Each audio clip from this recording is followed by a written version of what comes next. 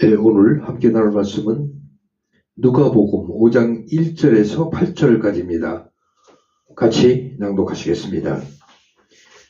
무리가 몰려와서 하나님의 말씀을 들을새 예수는 게네사렛 호숫가에 서서 호숫가에 배 두 척이 있는 것을 보시니 어부들은 배에서 나와서 그물을 씻는지라.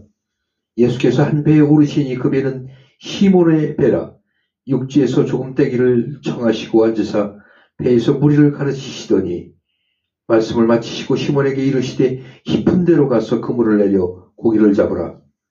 시몬이 대답하여 이르되 선생님, 우리들이 밤이 새도록 수고하였으되 잡은 것이 없지만은 말씀에 의지하여 내가 그물을 내리리이다 하고, 그렇게 하니 고기를 잡은 것이 심히 많아 그물이 찢어지는지라.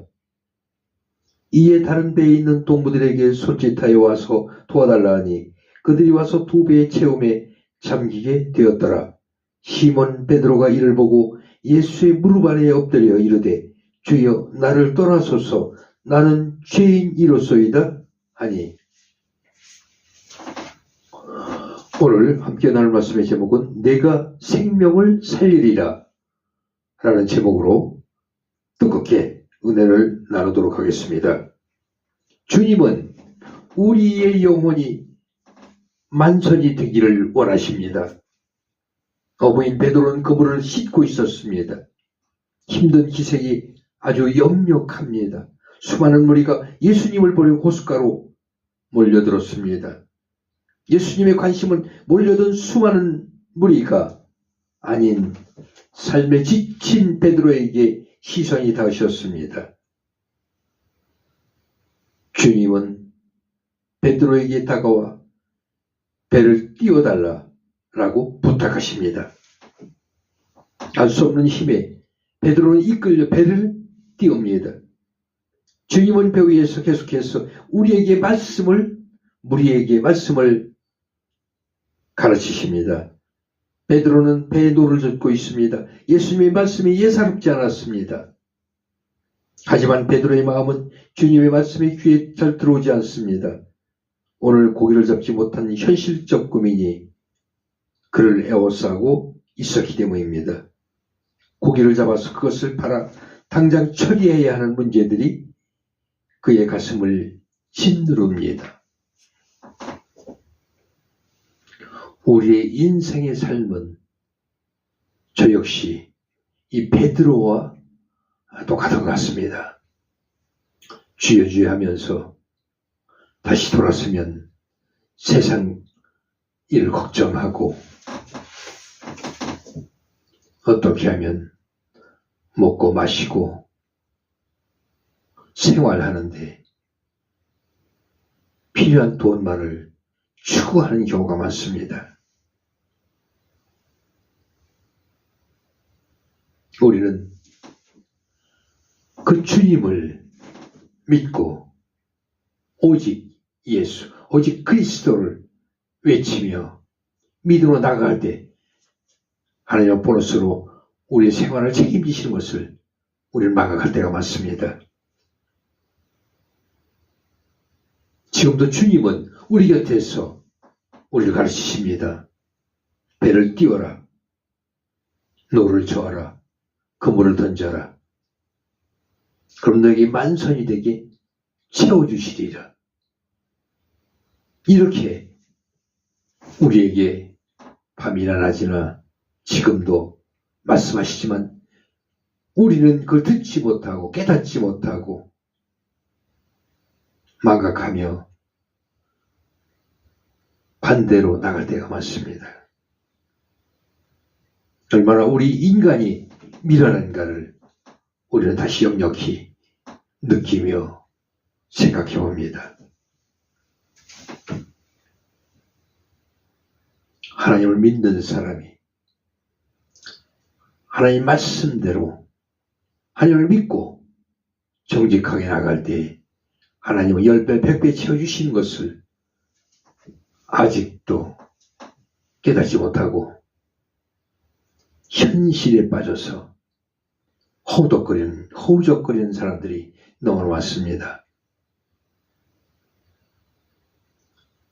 이번 선거를 통해서도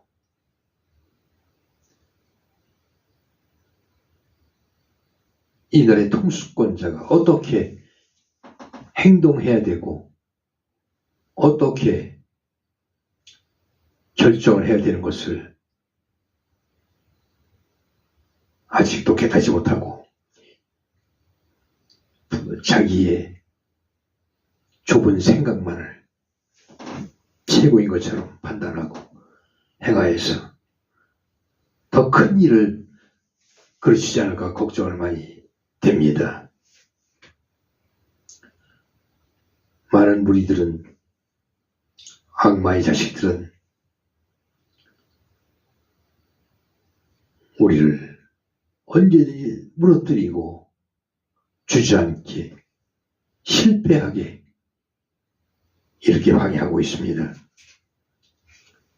예수님이 우리에게 가르친 것처럼 우리는 예수님의 말씀대로 배를 띄우고 노를 저어 그물을 던질 때 하나님 채워주신다는 것을, 만선을 이루어주신다는 것을 우리는 확신하고 행동해야 됩니다.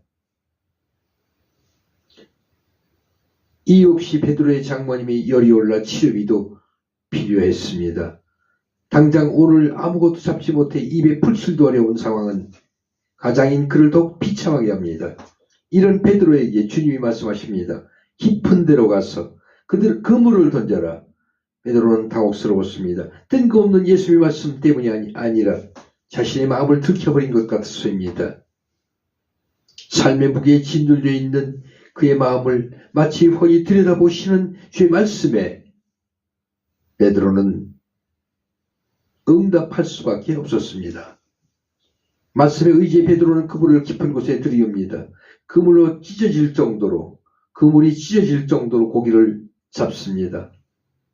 당연히 기뻐할 줄 알았지만 그러지 못합니다. 베드로에게 알 수 없는 두려움이 엄습했습니다. 그런 예수님 발 앞에 엎드려 이렇게 고백을 합니다. 주여, 나를 떠나소서. 나는 죄인으로소이다 하니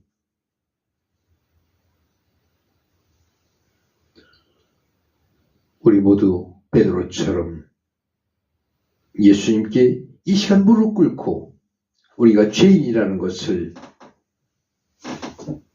자백해야 됩니다. 주님이 주시는 말씀의 언약을 아직도 믿지 못하고 어리석은 나의 판단으로 모든 일을 그릇되게 하는 경우가 너무나 많습니다.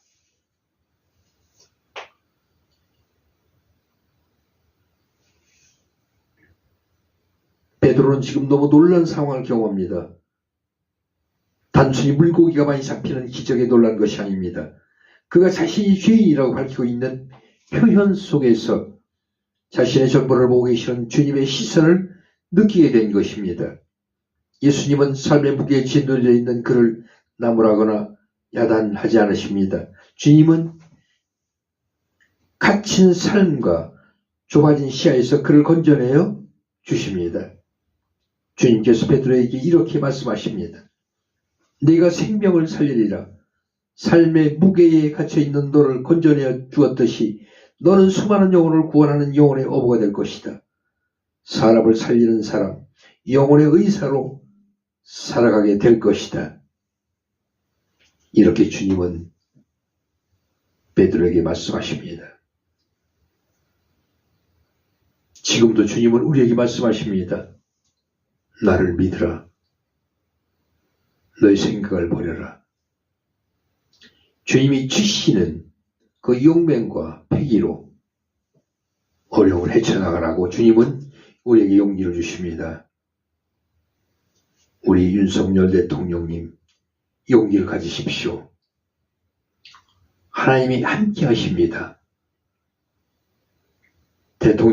대통령님께서 간구하실 때 하나님은 분명히 약속하십니다. 우리 윤 대통령님의 그 뜻을, 의지를 하나님은 알고 계십니다. 하나님께 근거할 때 하나님 분명 주시리라 믿습니다. 수많은 우리 믿는 가족들이 있지 않습니까? 우리 성도들의 그 기도가 하늘에 다 예수님께서 우리 대통령님의 기도를 응답하시리라 확신하며 믿습니다. 할렐루야. 그럴 때 주님을 진실로 만나게 되며 완전한 삶의 패러다임과 가치관이 바뀌는 경험을 하게 됩니다. 그게 구원받은 자의 표식입니다. 진정한 구원을 받은 자는 삶을 새롭게 바라봅니다. 삶에 엉들려 있는 그가 주의 시선으로 바라보게 됩니다. 이제 베드로는 영혼의 만선을 꿈꾸는 자로 새로 태어납니다. 우리 모두도 베드로처럼 새롭게 태어나길 바랍니다. 새로운 꿈 이루시기 바랍니다. 이 나라가 우리 대통령의 선택으로, 판단으로, 결정으로 만선을 이루느냐, 그렇지 않으면 찢어진 그물이 되느냐, 이런 기로에 있는 것입니다. 믿음으로 판단하시기 바랍니다. 분명 주님은 응답하시라 믿습니다. 100배, 200배, 300배 원하는 것을 이루어주신다는 확신으로 결정하고 행동할 때 결과에서 영광과 희망과 보람을 얻게 될 것입니다. 하나님이 기뻐하실 것입니다. 다시 기도하시겠습니다. 주님, 구원받은 자녀로 합당한 삶을 우리 모두 살게 하여 주시옵소서. 우리 삶의 문제에 억눌림에서 벗어나고 그래서 영혼의 만선을 꿈꾸어 하나님의 도우심으로 우리의 뜻을 이루게 하여 주시옵소서. 풍전등화와 같은 이 대한민국 주사파 우리가 우글우글합니다. 이 나라가 악으로 가느냐, 선으로 가느냐, 공산주의로 가느냐, 민주주의로 가느냐 기로에 있습니다. 많은 국민들은 느끼고 있습니다. 전광훈 목사님을 비롯해서 많은 우리 기독교 성도들이 아버지께 간검에 기도할 때 아버지 응답하여 주시옵소서. 이 나라를 구원하여 주시옵소서. 우리 대통령이 힘과 지혜로 이겨나가게 하여 주시옵소서. 감사드리며 예수 그리스도 이름으로 기도드립니다. 아멘.